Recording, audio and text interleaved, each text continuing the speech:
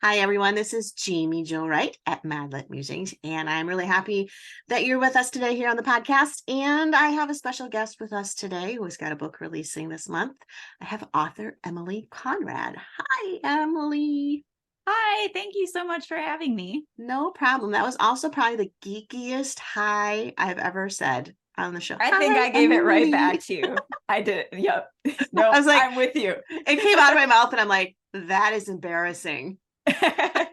Nope, we're in it together. All right, sounds good.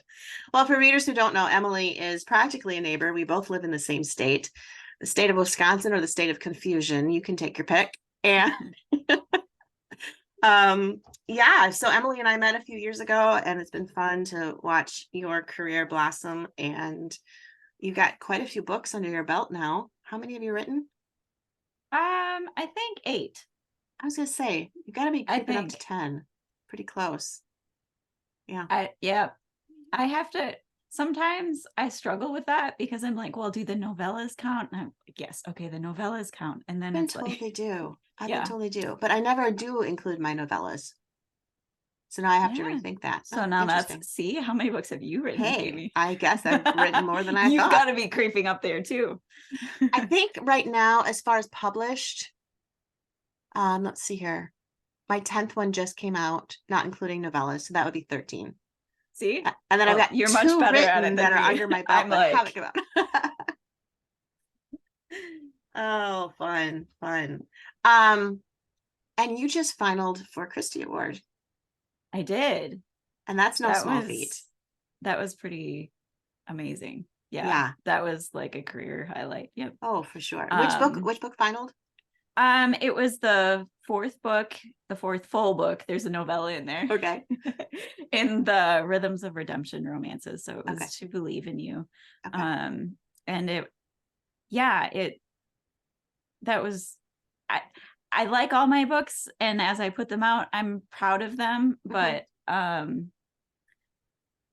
as I was writing that one, or as maybe not writing it, but starting the editing process, I kind of felt like there was something different about that Yeah. one. And it was neat to see that Yeah. do Well, and do that its thing. yeah, that's so exciting though when it finals. And if readers aren't familiar, the Christie Awards are often compared to the Oscar Awards as far as Christian fiction is concerned, and being a finalist is a huge, huge deal in and of itself. So congratulations on that. That was really Thank exciting you. to see. Thank you.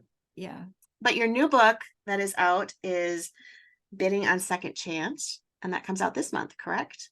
It does. Yeah. Yay. Just under 2 weeks now Okay. until that one comes out. All right. It's in a multi-author series, which is a first for me. So it has been a lot of fun kind of learning how to make that happen, and Yeah. how to like line up the stories and the characters that overlap and give people cameos. And it's been a lot of fun. Yeah, that's got to be kind of tricky. Is it, are the books tied together because of location? Yeah, they're all Okay. set in the same Colorado town. And I had initially written this story and set it in Wisconsin. And the story didn't, I submitted it somewhere. I had written it specifically for, actually, I tried writing it for Love Inspired, Okay. but it didn't work. And so I had this story and had it set in Wisconsin, and they invited me to this series. And the only reason I was able to say yes was because I already had a Okay. story that I could use for it. Yeah. So I changed the setting and I rewrote a few other things. And like I said, worked with the other authors on things like making sure our characters are all part of the same Yeah. community. And it was a lot of fun. So Yeah. That's cool. yeah. That's cool. I've always kind of wondered how that works with those, especially when you have characters with cameos, but they're not characters that you necessarily created. So Mm-hmm. does the author who created it then have to like proof those scenes to make sure it's Yeah. consistent? Yeah. That's so what we have a spreadsheet. So we know like traits about the various characters, and usually the cameos are fairly small. Okay. But it was that was probably the part I was most nervous about too, was like, because characters end up with so many nuances and things like that they would or wouldn't do. Mm-hmm. But a lot of the time what we'll do is, as we're writing it, if we put someone else's character in the scene, just sending them that screenshot quick and Okay. being like, does this work for you? Do you need me to change anything? And sometimes the answer is yes, and sometimes it's like, nope, you got what you needed off the spreadsheet, I guess, because this Perfect. works. So Perfect. yeah. That's neat. A spreadsheet, that makes a lot of sense. I guess I hadn't even thought of that. So, because like Yeah. things for hair color and eye color and Yep. And stature and all different that. businesses around town, who works Mm. at the businesses, different town events, because it's a Christmas series. We have so many Christmas events happening in this one little town. Wow. So it's like it's all on a spreadsheet. It's So a Christmas yeah. town. What does the town do for the rest of the year? Well, I don't know. I've never been there in like March. It's very busy in December though, I can Yes, tell you. apparently. There are a lot of ranches around. I'm sure spring's a busy time on a ranch. Probably. Yep. Yeah. Well, now you guys will have to do your spring release of That's true. the Easter releases. Easter edition. Exactly. So, okay, so tell us a little bit about what Bidding on Second Chance is about. Sure. It is well, it's obviously a second chance romance. Yeah. A couple of years before the story starts, the hero, proposed, and Piper turned him down. They ended up breaking up and going their separate ways, but Graham was never very satisfied about the reasons that she gave for declining. So he still got some unfinished business all these years later. And Piper owns a small business, and she has volunteered to do this big donation for this charity auction. And then she gets hurt, and she's not able to do the work that she had agreed to do, and they're counting on her. And that's where Graham comes in. So he steps in to help her meet this obligation, and that really gets the ball rolling. So That's fun. That's fun. So I never asked this question ever on the podcast, but I'm going to ask you, where did you get the inspiration for this story? So We're laughing just for backstory for everybody listening. We're laughing because when you're asked as an author where you got the inspiration for the story, it's like one of the most exhausting questions to be asked. So I told Emily before we went on the air, I was like, I won't ask you that. She's like, I actually have a good answer for it. I have an answer. Yeah. Right. Inspiration is like the hardest part. Like a story idea is the hardest part for me. I hear some authors talk about like, I have all these ideas and I don't know what to do with them all. And I'm like, no.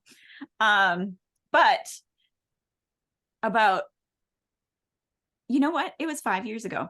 Okay. So 5 years ago, I got a text from my mom that said, no alarm, but I was hit by a pickup truck in the parking lot. And I was like, I didn't know what to think about it, because it was just this like, she's like, I'm at the walk-in clinic, no alarm.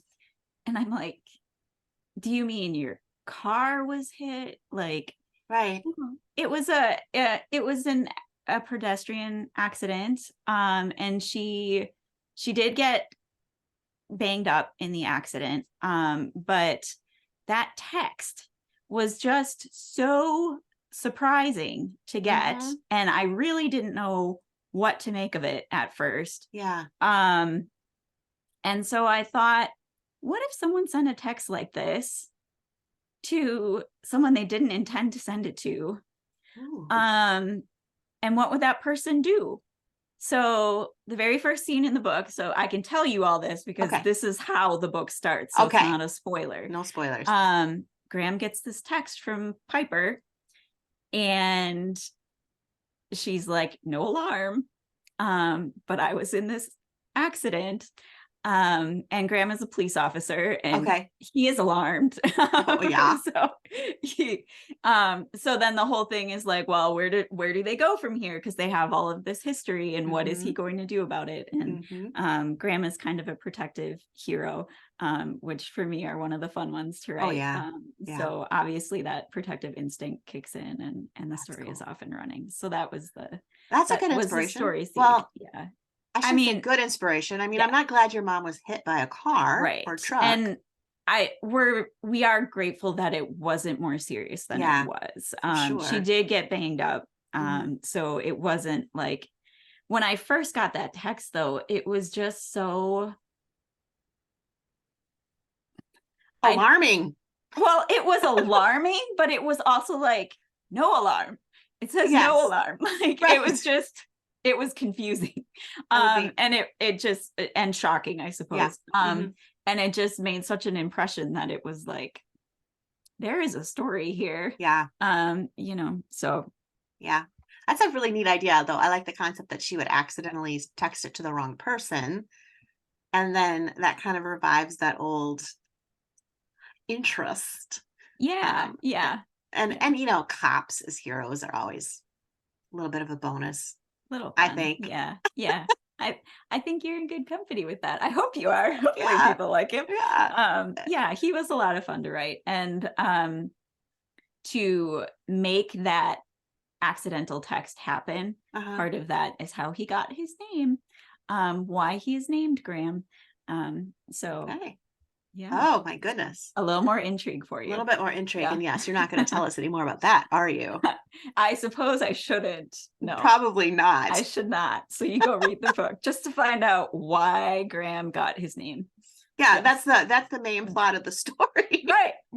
Why did the author make that choice? Read the What is book. significant? Oh, that's funny. So does your mom know that she, was the impetus for this I story? got her permission Did because you? it was like, it was so much like, yeah, Yeah. it was so very inspired. Yeah, I made sure it was okay with her. Yeah. So yeah, Yeah. I did it with her blessing. That's cool. That's good. Thanks, Mom. Yeah. Thanks for getting Yeah. hit and for being okay. Yeah. Yes. And for being okay. And Right. for she's been a big support Good. Oh, yeah. the whole writing journey. I'm So sure. yeah. I'm sure. That's awesome. I love it. I love it. That's cool. All right. So Christmas stories. This is the first Christmas one you've written, correct? Well, Or no? Am I one of wrong? those novellas. Ah, let's not um, forget the novellas. right. Let's see. There it is. It's in the corner with the ring light in it. Oh yeah. Hmm. That series has a Christmas novella. It comes between books 1 and 2. And it's maybe the most overlooked in the series. I don't know if it's because it's a novella, but like you can tell that only like 1 out of 5 people who read the series have actually read that. Oh, interesting. So it's a hidden gem of the Rhythms of Redemption series. That's the one that's an Awestruck Christmas medley, correct? Yes, that's it. Yep. All right. I'm looking on your And website. I gave each of the heroes a point of view in that one, which is why it's called a medley, because they're Oh, that's all cool. contributing to the story. And I had a lot of fun with that. Yeah. I set it, the guys start in Chicago Hmm. and they're headed into Wisconsin, but there's a huge blizzard. It's shutting everything down. And so how are they going to get where they're going for Hmm. Christmas? Hmm. And so there's family drama and a little bit of romance and um, a lot of snow. So Which is really typical of Wisconsin. I mean, let's face it. yeah, Because you yeah, actually have to have, I mean, for people who don't know this area, you actually have to have a lot of snow to shut things down. yeah. I had a lot of snow. It was a blizzard, so they were shutting down. It was the airports that they were shutting Okay. down. So by the time they make it up into Wisconsin, I think at least 14 inches of snow are on the Hmm. ground. Makes sense. And so that causes travel difficulties because the plows aren't keeping up. Hmm. So there's a lot of snow on the road, and Yeah. Yeah. Yeah. Which is funny because I don't know if you've ever run into this, but I've had people where I'm kind of like talking to them about how, yeah, it was like a foot of snow and we finally started shutting things. And they're like, no, you start shutting things down after 2 or 3 inches. You really need to make that more realistic. And I'm like, Oh, no, not in Wisconsin. 2 or 3 inches is like rain. It's not a big deal. yeah. Yeah. The one thing, well, I don't know what you call this. Um, what do you call this, Jamie? I don't know. The brand name is, or that it's usually sold under, is Muddy Buddies. Hmm. Is that what you call it? Hmm. Yeah. Oh, okay. Yeah. In my circles, people call it puppy chow. Have you heard that? I have heard that. Okay. I have. I've heard both. The puppy And chow Muddy always Buddy like, is like a registered trademark type thing. yeah, that's true.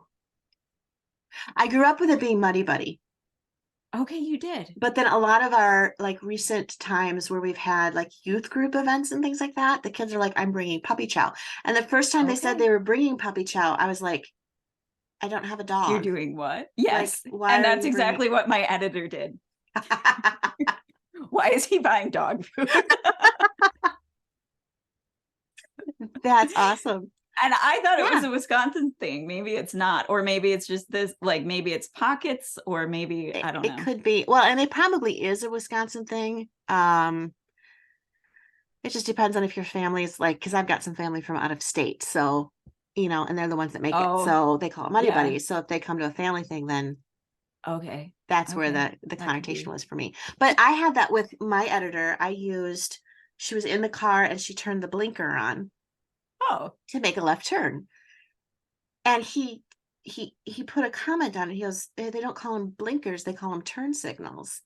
And I emailed him back and I said, well, actually, in Wisconsin, we call them blinkers. And so we had this kind of like fun little argument going back and yeah. forth whether I would use blinkers or turn signal. And we did finally go with turn signal because his argument was this book is not just going to be read by people in Wisconsin. Okay, fine. Call it a But turn he signal. knew what you meant. I feel like that could be Yeah, the I other think he argument. did. He was from Minnesota, so I think they probably use Oh, blinkers up there too. But I did okay. ask somebody in California, they're like, I don't know what a blinker is. I'm like, how do you not know what a blinker Yeah. is? They let you down, I your did. California friend. Jeez. Thanks, California. Yeah. Once again, you let me down. Yeah. It is funny though. You don't realize how much stuff is just like, oh, that was just Right, your experience or right. your area until Yes. you start working with editors. Yeah. What's the same thing with pop, like soda pop? Like we call it I pop. don't, Do you want some pop? What kind of pop are you bringing to the picnic? yeah. And people, I pop? You mean soda? I'm like, well, that sounds weird. I'm not bringing baking soda. see, I struggle with that too, but I live in a soda area. Oh, do you? I do. Oh, Yeah.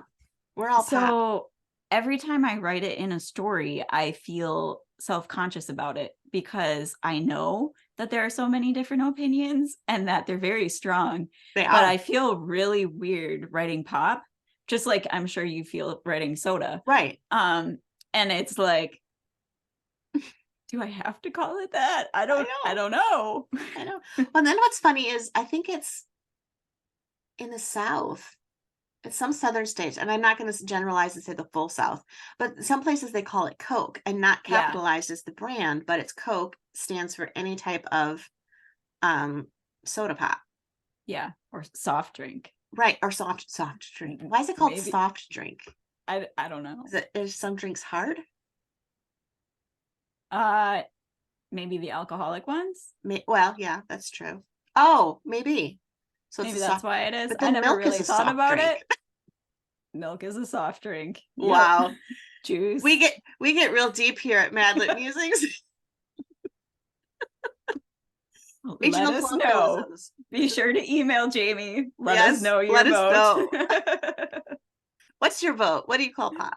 Do you know what a Yeah. muddy buddy is? Do you know what puppy chow is? Do you use a blinker or a turn signal? And how Yeah. much snow shuts your community down? Yeah. Well, you get a lot of variety there. Oh yeah, Yeah. no kidding. Yeah. No kidding. Yeah. Oh man, so this is cool. So what's next on the list for Emily Conrad? Do we have stuff coming out in 2024 to look forward to? I sure hope so. um I am working on the first full-length novel in my next series. It's set in Iowa this Uh-huh. time, so a little bit Okay. of a change of scenery. Yeah. Um, and I am supposed to have the first draft done within a week or so. Okay. Um, and I'm still like 30,000 words away from that. Oh, So we'll see. I mean, it's yeah. not due to my editor until February. So Okay. it was just trying to allow time for critique partners Mhm. and because I don't know what your process is, but I usually finish my draft and do what I can with it, and then I usually work with a couple critique partners Yeah. before I end up sending it off to my editor. Mhm. So There's a process. You have to so do it with it could time. be, yeah, it could be a little bit of a rush Yeah. on Yeah. the critique part of it. Right. But hopefully I'll have a draft that I'm happy with Great. soon that I can send off to them. Cool. So Awesome. yeah. Well, and if readers want to learn more about you, because you've got at least 8 books that they Depending can on how you read, count. depends on how Yeah. you count. Where do they go Yep. to find you, and where do you want to send them? EmilyConradAuthor.com is a good place to start. All right. Sounds good. Well, Emily, it was super fun to have you here. And I'm not sure that we solved all of the problems with what words should be used, but I think we made a good start. Yeah, I think I we think made a dent yeah, we did for okay. sure. Well, thanks so much for being here today. Yeah, thanks for having me.